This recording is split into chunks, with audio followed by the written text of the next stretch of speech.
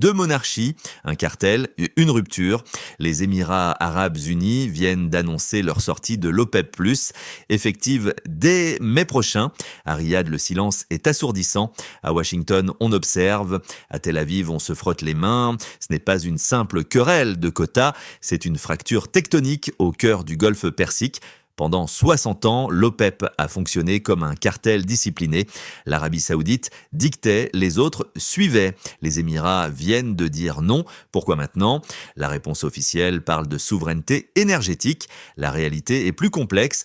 Abu Dhabi traverse une crise financière silencieuse. Le tourisme s'effondre. Les capitaux fuient. Et Mohammed Ben Zayed a besoin de liquidités.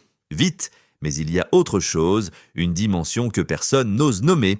Les Émirats ne quittent pas seulement un cartel pétrolier, ils quittent l'orbite saoudienne pour rejoindre une autre constellation, celle qui passe par Washington et par Tel Aviv. Comprendre cette rupture exige de remonter aux origines, aux fondations même de l'architecture pétrolière mondiale. L'OPEP naît en 1960. À Bagdad, 5 pays fondateurs, l'Arabie saoudite, l'Iran, l'Irak, le Koweït et le Venezuela. L'objectif est clair, reprendre le contrôle des prix aux compagnies occidentales, les fameuses 7 sœurs qui dominaient alors le marché mondial. Pendant 2 décennies, l'organisation reste marginale. Puis vient 1973, la guerre du Kippour, l'embargo arabe, le prix du baril quadruple en quelques mois. L'OPEP devient une puissance géopolitique de premier plan.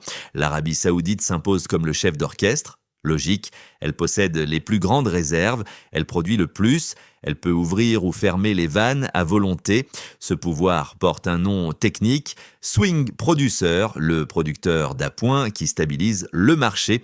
Les Émirats rejoignent l'organisation en 1967. À l'époque, ce sont 7 Émirats pauvres, des pêcheurs de perles, des nomades du désert. Le pétrole change tout, mais Abu Dhabi reste un acteur secondaire, un suiveur discipliné. En 2016, l'OPEP évolue. Face à la révolution du schiste américain, le cartel s'élargit. La Russie, le Mexique, le Kazakhstan rejoignent une nouvelle structure, l'OPEP+. L'idée est de coordonner les réductions de production pour maintenir les prix. Le système fonctionne jusqu'à un certain point, car les quotas ne sont pas égaux. L'Arabie saoudite s'octroie 10 millions de barils par jour. Les Émirats sont plafonnés à 3 millions. Pourtant, leur capacité réelle dépasse 4 millions et demi. Cette frustration couve depuis des années. Mohammed Ben Zayed l'a exprimé en privé à plusieurs reprises. Riyad refuse d'entendre. Le prince héritier saoudien, Mohammed Ben Salman, considère l'OPEP comme son domaine réservé, son instrument de puissance. Les relations entre les deux hommes se sont dégradées, progressivement, silencieusement. La guerre au Yémen a creusé les divergences. Les Émirats se sont retirés en 2019. L'Arabie saoudite y est toujours enlisée. Puis vient la normalisation avec Israël. Les accords d'Abraham de 2020, les Émirats signent. L'Arabie saoudite hésite, temporise. Abu Dhabi prend de l'avance, économiquement, diplomatiquement. Aujourd'hui, la rupture avec l'OPEP+, n'est que l'aboutissement logique d'une divergence stratégique profonde. Les deux monarchies ne regardent plus dans la même direction. 2 raisons expliqueront la décision émiratie. 2 raisons qui se renforcent mutuellement. La première est financière. Les Émirats traversent une crise de liquidité, pas une crise visible, pas un effondrement spectaculaire, une hémorragie lente, silencieuse, mais réelle. Le modèle économique émirati reposait sur 3 piliers, le pétrole, le tourisme, les flux financiers opaques. Les 3 vacillent. Le tourisme d'abord. Avant la pandémie, il représentait environ 70 milliards de dollars annuels, soit 12 à 15% du PIB. Ce chiffre s'est effondré. La reprise reste partielle. Les touristes russes, longtemps majoritaires, ont disparu. Les Chinois reviennent au compte-gouttes, les flux financiers ensuite. Dubaï fonctionnait comme une lessiveuse géante, or russe, capitaux iraniens sous sanctions, argent des oligarques. Les régulations internationales se sont durcies, les banques américaines surveillent, le robinet se resserre, reste le pétrole, mais les quotas OPEP+, limitent la production à 3 millions de barils par jour. La capacité réelle dépasse 4 millions et demi, voire 5 millions selon certaines estimations. Chaque jour, les Émirats renoncent à 1,5 million de barils. Au prix actuel, cela représente plus de 100 millions de dollars quotidiens. 36 milliards par an, ce manque à gagner devient insupportable. Abu Dhabi a besoin de cash maintenant, pas dans 10 ans quand la transition énergétique aura réduit la demande mondiale. La deuxième raison est géopolitique. Les Émirats veulent sortir de l'ombre saoudienne. Définitivement, cette ambition n'est pas nouvelle. Elle remonte à la fondation même de la fédération en 1971. Abu Dhabi a toujours oscillé entre coopération et rivalité avec Riyad. Mais le rapport de force a changé. Mohammed Ben Zayed a 63 ans. Il dirige de facto le pays depuis 2014, officiellement depuis 2022. C'est un stratège patient, méthodique. Il a construit une armée professionnelle, a développé une industrie de défense, tissé des alliances alternatives. L'axe avec Israël est central. Les accords d'Abraham ont ouvert des perspectives économiques considérables. Technologie, renseignement, agriculture, de précision, cybersécurité. Les Émirats importent massivement l'expertise israélienne, mais cette alliance a un coût diplomatique. Elle éloigne Abu Dhabi du consensus arabe traditionnel. Elle irrite Riyad qui n'a pas franchi le pas. Elle crée une dépendance nouvelle envers Washington, car Israël et les États-Unis sont indissociables. Normaliser avec Tel Aviv, c'est s'ancrer dans l'architecture sécuritaire américaine. Les Émirats l'ont compris, ils l'ont accepté. La sortie de l'OPEP+ s'inscrit dans cette logique. En quittant le cartel, Abu Dhabi affaiblit l'instrument de puissance saoudien. Elle démontre son autonomie. Elle envoie un signal à Washington. Nous sommes un partenaire fiable, indépendant, capable de décisions souveraines. Il y a aussi la question des bons du Trésor américain. Les Émirats détiennent des centaines de milliards de dollars en obligations américaines. C'est un levier considérable. En théorie, il pourrait vendre massivement, faire chuter les cours, déstabiliser le marché obligataire. En pratique, ce serait du suicide économique, mais la menace existe. Elle pèse dans les négociations. Selon certaines sources, Abu Dhabi aurait proposé un échange à Washington, une restructuration discrète de ses positions en échange de garanties sécuritaires et de marge de manœuvre sur le pétrole. La sortie de l'OPEP+ pourrait être le premier acte de cet accord. Les Émirats produisent plus. Ils inondent le marché, les prix baissent, l'économie américaine en profite, l'inflation recule, la réserve fédérale respire. En retour, Washington ferme les yeux sur certaines pratiques émiraties, le commerce avec l'Iran, les transferts d'or, les violations de sanctions. Un arrangement qui ne dit pas son nom. Les conséquences de cette rupture dépassent le seul marché pétrolier. Elle restructure l'ensemble de l'architecture géopolitique du Golfe.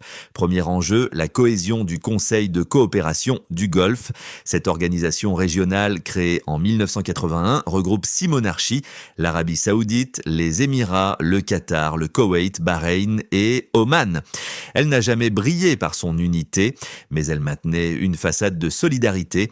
La sortie émiratie de l'OPEP+ fissure cette façade. Elle officialise une divergence stratégique. Elle invite les autres membres à choisir leur camp. Le Qatar, déjà en froid avec Riyad, pourrait emboîter le pas. Le Koweït observe, Oman cultive sa neutralité traditionnelle.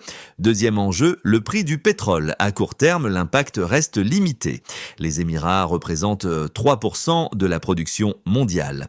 Leur départ ne bouleverse pas les équilibres, mais à moyen terme, la dynamique change. Si Abu Dhabi produit à pleine capacité, cela ajoute 1,5 million de barils quotidiens sur le marché. Les prix baissent mécaniquement, l'Arabie Saoudite doit compenser, réduire sa propre production, sacrifier ses revenus pour maintenir les cours. C'est précisément l'objectif émirati. Forcer Riyad à porter seul le fardeau de la régulation, affaiblir son rival tout en maximisant ses propres recettes. Troisième enjeu, la transition énergétique. Les Émirats ont compris une vérité simple, le pétrole a une date de péremption, 20 ans, 30 ans, peut-être moins. La demande mondiale finira par décroître, les énergies renouvelables progressent, les véhicules électriques se multiplient. Dans ce contexte, la stratégie rationnelle consiste à produire le maximum maintenant, monétiser les réserves avant qu'elles ne perdent leur valeur. C'est exactement ce que fait Abu Dhabi, tandis que l'Arabie Saoudite reste prisonnière manière de son rôle de régulateur. Quatrième enjeu, le corridor énergétique alternatif. Les accords d'Abraham ont ouvert une perspective inédite, un axe commercial reliant le Golfe à la Méditerranée via Israël. Le projet IMEC annoncé au G20 de New Delhi en 2023 en est l'incarnation. Ce corridor contourne le canal de Suez, il contourne l'Égypte, il contourne la Turquie, il connecte directement les monarchies du Golfe aux marchés européens. Via des ports israéliens, via des pipelines traversant le Negev, les Émirats sont au cœur de ce projet. Leur sortie de l'OPEP+ renforce leur crédibilité auprès des partenaires occidentaux. Elle démontre leur capacité à agir indépendamment des consensus arabes traditionnels. Cinquième enjeu, la relation avec la Chine. Pékin observe avec inquiétude, la Chine importe massivement du pétrole du Golfe. Elle a besoin de stabilité, de prévisibilité. La fragmentation du cartel complique ses calculs. Plus fondamentalement, le rapprochement émirati avec Washington et Tel Aviv éloigne Abu Dhabi de l'orbite chinoise. C'est un recul pour la diplomatie de Xi Jinping qui avait misé sur une relation équilibrée avec toutes les monarchies du Golfe. Sixième enjeu, le précédent. Si les Émirats quittent l'OPEP+, sans conséquences majeures, d'autres pourraient en suivre. Le Nigeria, chroniquement incapable de respecter ses quotas, l'Angola en difficulté financière, le Venezuela sous sanctions américaines. L'OPEP+ pourrait se déliter progressivement, non pas par une explosion spectaculaire, mais par une érosion lente, chaque membre calculant ses intérêts individuels sans considération pour la discipline collective. La sortie des Émirats de l'OPEP+ marque une rupture historique, pas seulement pour le marché pétrolier, pour l'ensemble de l'architecture géopolitique du Golfe. Derrière la technicité des quotas se joue une bataille d'influence. Abu Dhabi contre Riyad, deux visions du monde arabe, deux trajectoires divergentes. Mohammed Ben Zayed a fait son choix, l'alliance avec Washington et Tel Aviv, l'émancipation de la tutelle saoudienne, la monétisation accélérée des réserves pétrolières. Mohammed Ben Salman se retrouve isolé, son instrument de puissance, l'OPEP, se fissure, sa vision 2030 dépend de prix pétroliers élevés que les Émirats menacent désormais. Le Golfe entre dans une nouvelle ère, celle de la compétition ouverte entre monarchies, celle des alliances à géométrie variable, celle où Israël devient un acteur régional accepté, du moins par certains. Cette fragmentation profite-t-elle aux puissances extérieures? Washington peut jouer les arbitres. Pékin voit ses partenaires se diviser. Moscou, affaibli par la guerre en Ukraine, assiste impuissant. Mais une question demeure. Elle conditionne l'avenir de la région. Les monarchies du Golfe peuvent-elles prospérer divisées? Ou leur rivalité ouvrira-t-elle la porte à des puissances extérieures qui n'attendent que cela? Dites-nous dans les commentaires ce que vous en pensez. Si cette analyse vous a interpellé, abonnez-vous à Voix interdite. Chaque jour, nous décryptons les sujets qu'on vous cache. À demain.